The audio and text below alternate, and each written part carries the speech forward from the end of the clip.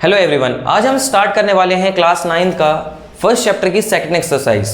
Question में क्या है, हमें पूछा गया है ट्रू फॉल्स। हमें कुछ क्वेश्चंस दे दिए गए हैं और बोला गया है आपको बताना है कि ये ट्रू है कि फॉल्स है। सबसे पहला क्वेश्चन पढ़िए, every irrational number is a real number और नॉट। क्या सारे इर्रेशनल नंबर रियल नंबर होते हैं? आपको मैंने वीडियो में बताया था, जिसमें मैंने बेसिक इंट्रोडक्शन दिया था। आपको मैंने बताया था जो रियल नंबर्स होते हैं, रियल नंबर्स वो रेशनल और इर्रेशनल,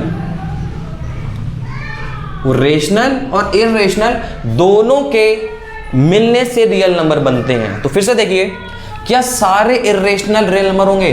क्या सारे रियल नंबर रियल होंगे कि नहीं होंगे? जी बिल्कुल होंगे। तो आंसर क्या जाएगा हमारा? ट्रू। सारे इर्रेशनल भी रियल होते हैं और सारे रियल भी नंबर और रेशनल नंबर भी रियल नंबर होते हैं। तो हमारा आंसर आ गया ट्रू। दूसरा बोला है every point on the number line. बोला है कि कोई भी पॉइंट नंबर लाइन का क्या वो रूट m के फॉर्म का होगा, where m is a natural number. अब हम क्या करते हैं, एक नंबर लाइन बना लेते हैं। इसको दे दिया 0 1 2 3 -1 -2 -3। अब एक बात बताइए, every point on the number line, her point number line का, चाहे वो नेगेटिव के लिए बोला हो, चाहे 0 के लिए, चाहे 1 के लिए, क्या वो रूट m के फॉर्म का होगा? और m एक नेचुरल नंबर है। तो नेचुरल m की बात क्या मतलब, कहां से स्टार्ट होंगे? 1 से। अगर मैं रूट 1 ले लूं, m की जगह रूट 1 लूं तो ये पॉसिबल है? हाँ सर 1 पॉसिबल है। रूट 2 ले लूं, क्या रूट 2 पॉसिबल होगा? क्योंकि रूट 2 की जो वैल्यू आएगी वो एक रेशनल नंबर नहीं होगा, वो तो क्या हो जाएगा?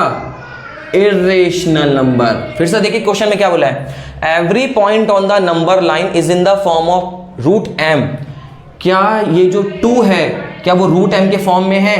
नहीं है। तो इसका मतलब है हमारा जो आंसर हो जाएगा वो क्या हो जाएगा? फॉल्स।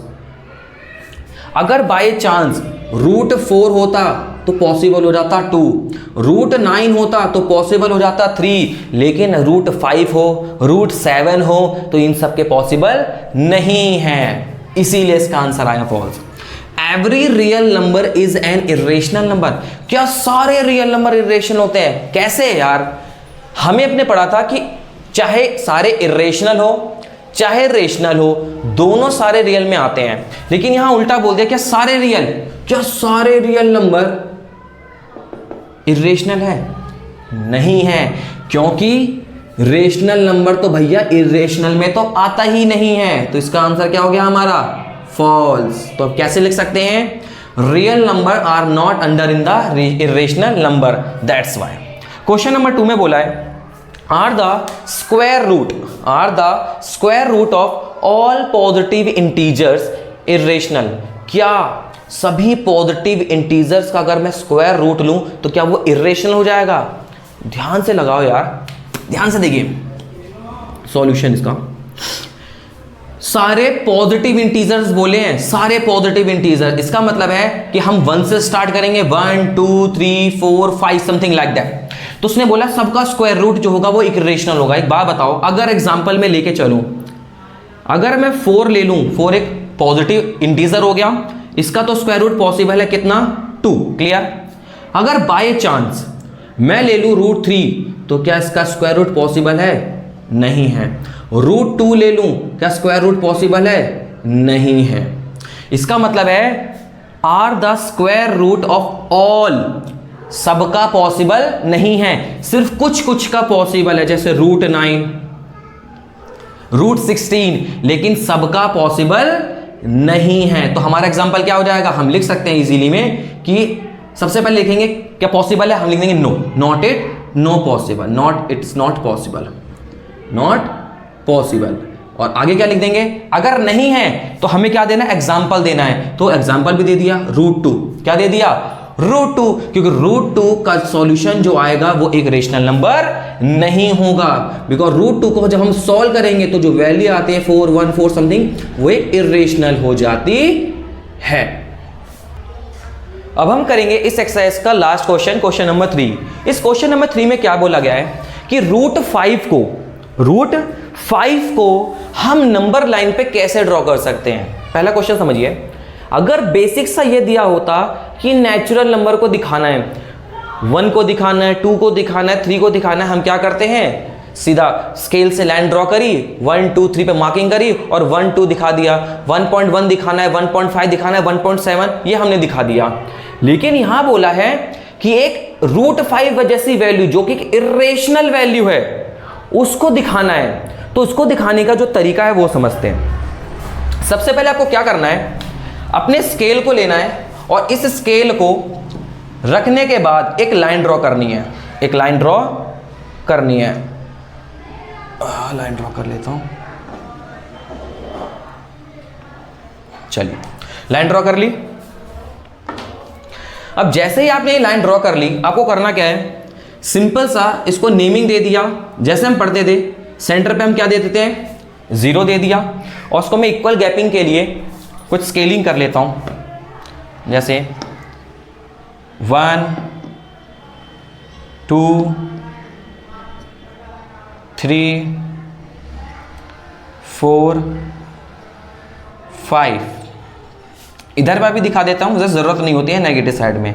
1 2 3 4। चलिए अब हमारा काम हो गया।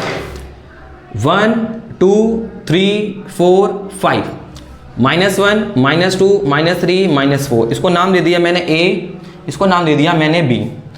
हमें शो क्या करना है, रूट 5। हमें शो करना है रूट 5। याद रखिएगा रूट 5 को ड्रॉ करने से पहले आपको रूट 2 रूट 3 रूट 4 को बनाना पड़ता है। बनाने का तरीका सुनिए, रूट 5 तक पहुंचेंगे ऐसे। सबसे पहले सेंटर पे क्या है हमारा, 0। कुछ बच्चे क्या करते हैं, कभी इधर ले लेते हैं तो कभी इधर से स्टार्ट करते हैं, वो नहीं करना है।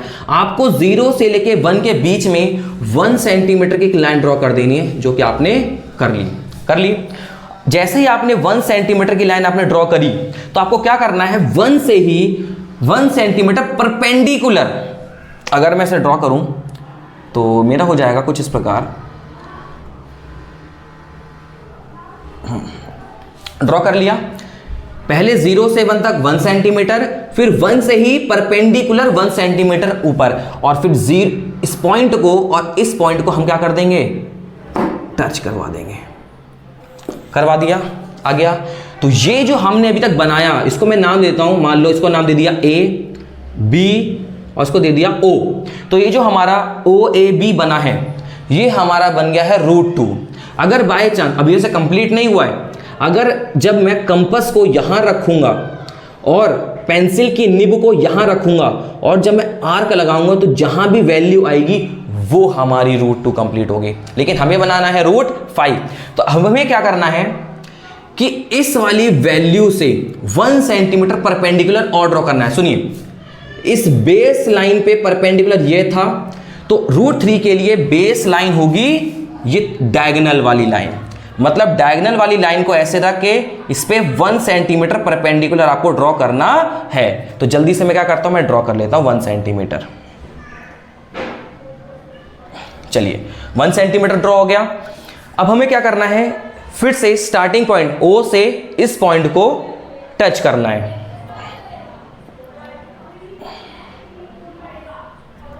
कर लिया टच, तो ये हमारा हो गया रूट 3। रूट 2 के लिए वही मार्किंग करना है जहां आएगा। सेम तरीके से कंपास को यहां रखना है और पेंसिल की निब को यहां, और जहां ये आएगा वही हमारा रूट 3 होगा। अब हम बनाएंगे इसी में रूट 4। रूट 4 के लिए तो ये हमारी जो स्ट्रेट लाइन जा रही, यही हमारी ड्रॉ करवाएगी परपेंडिकुलर लाइन। कैसे, मैं बता देता हूं।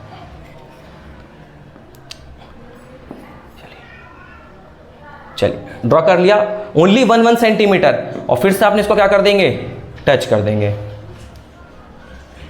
चलिए टच कर दिया, तो ये हमारा बन गया रूट 4, और ये जहां पर भी आएगा वही हमारा क्या कहलाएगा, रूट 4।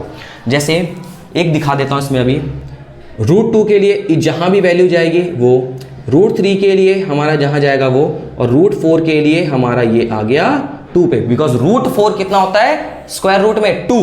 अब हमें बनाना है रूट 5, तो अब हम क्या करेंगे, इसी बेस लाइन को मानेंगे और 1 सेंटीमीटर फिर से आगे ड्रॉ कर देंगे। चलिए कर देता हूँ। चलिए, और फिर क्या करना है, ओ पॉइंट से और इस पॉइंट को क्या कर देंगे, हम टच कर देंगे। चलिए, टच कर दिया। अब हमें क्या करना है, कंपास को यहां रखना है, पेंसिल की निब को यहां रखना है, और ये जहां वैल्यू जाएगी, ये वैल्यू, यही है हमारी √5 और यही है हमारा आंसर। अब करना क्या है, इसमें परपेंडिकुलर का साइन दिखा देना है फटाफट जल्दी से। इसको नाम दे देंगे, मान लो D, इसको दे दिया E, इसको दे दिया F, इसको दे दिया G, तो यही हमारा हो गया √5 और इसको शो कर देंगे। आशा करता हूँ आपको ये वीडियो समझ में अच्छी लगी होगी। अगर आपको इसमें कोई डाउट हो तो आप मुझे कमेंट कर दीजिएगा, मैं आपको इसको और थोड़ा सा वाइड एंगल में और इसको थोड़ा बड़ा करके आपको दिखा दूंगा। इसका एक और ही फिगर बना दूंगा नया, जिससे आपको इसे और ज़्यादा समझने में आसानी रहेगी। आज के लिए इतना ही, धन्यवाद।